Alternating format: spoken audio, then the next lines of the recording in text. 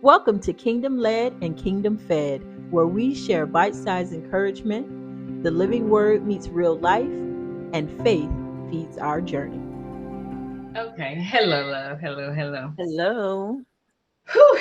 All right. So, this episode that we're discussing is coming from James 1:8, right? And we're going to focus on that verse, but it's a couple of precepts that I also want to go over to help us understand the meaning of that verse. Okay. That makes sense. So, So bear with me. But I promise you, it's going to make sense. We're gonna understand what's happening. So James chapter 1 verse 8 says, "A double-minded man is unstable in all his ways." A double-minded man is unstable in all his ways, right? So when I think of double-minded, I think of double dutch. Somebody who, double dutch, waiting to jump in. But what happens when you double dutch, you waiting to jump in, right? You in, you jumping. But what you also waiting to do? You waiting to jump out. Boom. They jump out too. They double dutch and double. Then they waiting for another turn to jump back in. Boom. Double dutching in and out. So that's double mindedness. That's in and out, in and out. That's the first way that I saw it in my head. But when I read a couple of more scriptures, it made complete sense to me what it means to be double minded and unstable in your ways.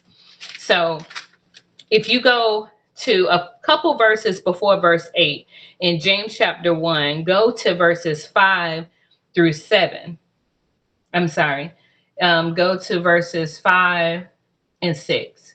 It says, "If any of you lack wisdom, let him ask of God that giveth to all men liberally and upbraideth not, and it shall be given to him.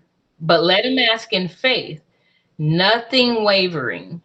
For he that wavereth is like a wave of the sea driven with the wind and tossed."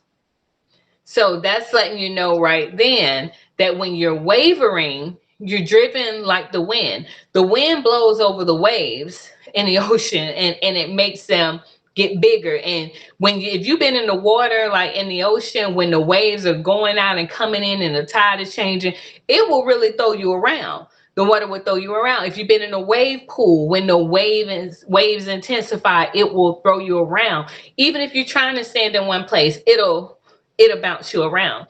So it says, "Let him ask in faith, nothing wavering, for he that wavereth is like a wave of the sea driven with the wind and tossed." But it says, "If you lack wisdom, ask God, and he'll give it to you liberally, and upbraideth not, and it shall be given to him." So when you're asking God for wisdom and knowledge and discernment, ask him with the full intent of doing what he said or doing what you say you're going to do. Don't ask me for instructions and directions on how to get somewhere and you have no intention on going. That doesn't make sense. It's like, I'm going to give you what you ask for liberally if you ask me, but ask without wavering. Don't ask with the intention of really taking a detour over there. Don't ask me how to get from point A to point B, but you want to make a pit stop and add a 8.5. We're not going to do that, or 1.5. So that's what I get from that. And then when I go over to James chapter 4 verses 7 and 8, this is where the application comes further on in James, and he's going to tell us how you get out of being double-minded. He says, "Submit yourselves therefore to God. Resist the devil and he'll flee from you. Draw near to God and he'll draw near to you.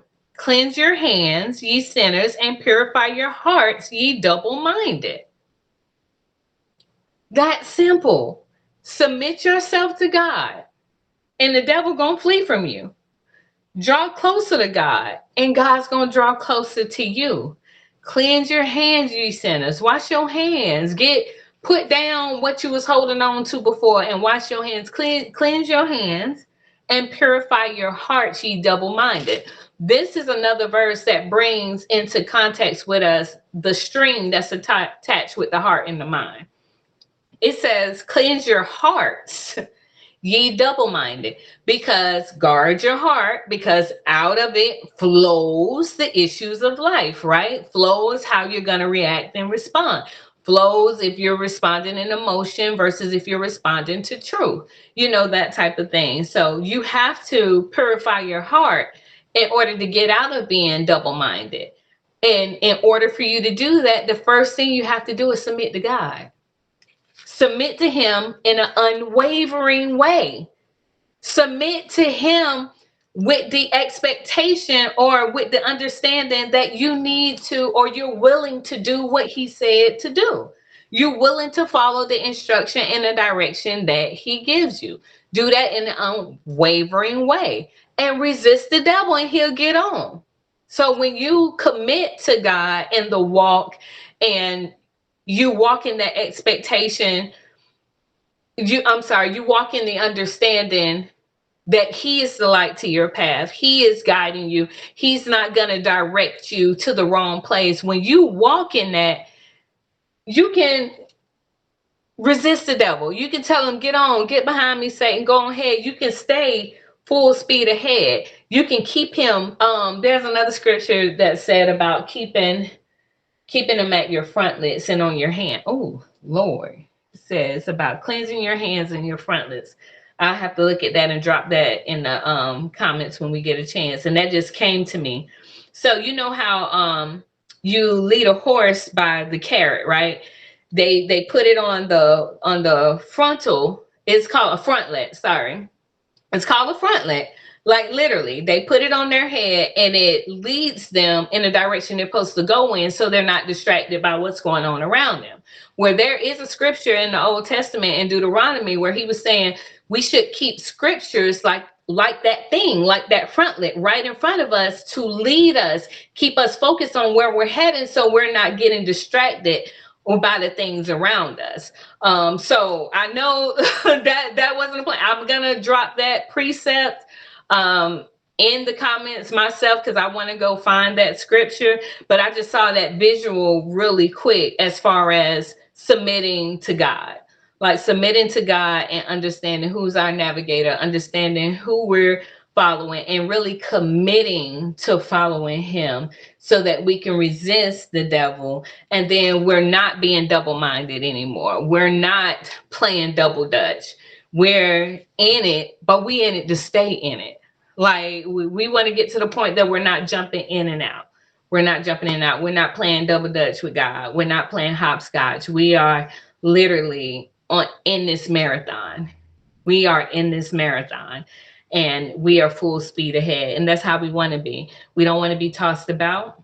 We don't want to be unstable in all our ways. We don't want to be that. We want to be firm and strong and steadfast in our walk and what we're doing. So ask God and he's going to give it to you. Seek him. He's going to seek you. He's going to be right there. When you've said it before, Shannon, when we talked, you said, if you seek God, he's going to give you those things, including the knowledge. He's going to give you that understanding. He's going to give you those things that you are seeking so that you can walk with him. But don't be wavering about it. If you really seeking him, be ready to walk that thing out. Don't be asking him idle questions. Well, how do I get there? And you ain't got no intent on going. Or you done made up your mind on how you going to get there yourself. That's being double-minded. And that's instability. That's instability. So we want to be stable in our ways. We want to seek him, resist the devil. And yeah, that's it. That's what I got. That's what James brought to me. Don't play double dutch. Don't be tossed about. I love that. And I want to hit on some notes I just took for the scripture we're talking about, but I also want to talk about what you just said about seeking God. And, when we make a plan and submit it to God, that is the very most important part that a lot of us miss, submitting it to God. The best way to go is you want to pray. First, you want to pray. Prayerfully seek God's will for you. before you make a plan. Then write down your plans, sort it out, make a whole mind map of what you've just gotten from God about your purpose and everything. And then go into prayer about it. Make sure that you understand, confess any shortcomings, any doubts that you have. Petition to God to lead you and to make perfect conditions for you. And then act in faith. Just take action. Don't ask God how, like you just said. Don't ask God how if you don't plan on going there. If you don't plan on taking action, if you don't plan on acting on all of this that you just submitted to God, you're going to sit and say, all right, God, now do it for me. No. Don't be that double-minded person. Make a plan. First, seek God and his will for you. Make a plan. All right. Make sure you understand the plan. Go to God in prayer.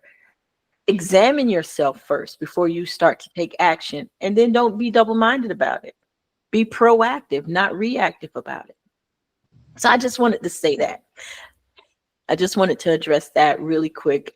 I really love that you touched on that. For James chapter 1, verse 8, to be double-minded. And the first thing I said is, what's double-minded? What is the definition of double-minded? You know, that's how my brain works. What is it first? Let's talk about it before we even start talking about the scripture. So it says to be double-minded is to be wavering, undecided, or unstable in one's mind, your character or your loyalties. Now, when people are in relationships, they are big on loyalty. That's one of the problems people don't stay together, is because there's no loyalty sometimes, because one or both are double-minded in the situation. The term implies a divided self with conflicting thoughts or desires, leading to instability and failure to commit fully to one path or belief. That double dutch you were talking about. Are you in or are you out? Are you going or are you staying? It can also denote hypocrisy, insecurity, particularly in a spiritual context. So what we're talking about is spiritually. But we do need to understand if we're being double-minded in all other aspects of our life as well. So whereas one action don't align with their professed beliefs or commitments. That's that person who says, do as I say, not as I do. They're double-minded. So some of the characteristics of a double-minded person you mentioned before: divided loyalties, wavering faith, instability, lack of spiritual maturity.